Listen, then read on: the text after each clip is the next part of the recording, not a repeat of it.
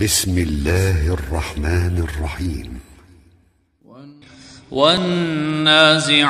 غرقا والناشطات نشطا والسابحات سبحا فالسابقات سبقا فالمدبرات أمرا يوم ترجف الراجفة تتبعها الرادفة قلوب يومئذ واجفة أبصارها خاشعة يقولون أئنا لمردودون في الحافرة أئذا كنا عظاما نخرة قالوا تلك إذا كرة خاسرة فإنما هي زجرة واحدة فإذا هم بالساهرة هل أتاك حديث موسى إذ ناداه ربه بالوادي المقدس طوى اذهب إلى فرعون إنه طغى فقل هل لك إلى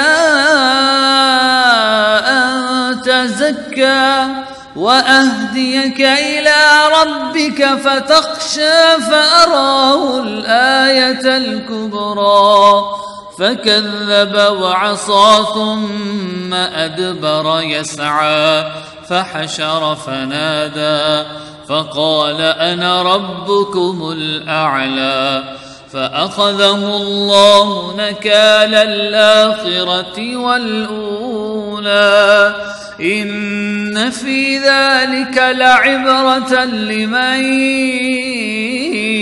يخشى أأنتم أشد خلقا أم السماء بناها رفع سمكها فسواها وأغطش ليلها وأخرج ضحاها والأرض بعد ذلك دحاها أخرج منها ماءها ومرعاها والجبال أرساها متاعا لكم ولأنعامكم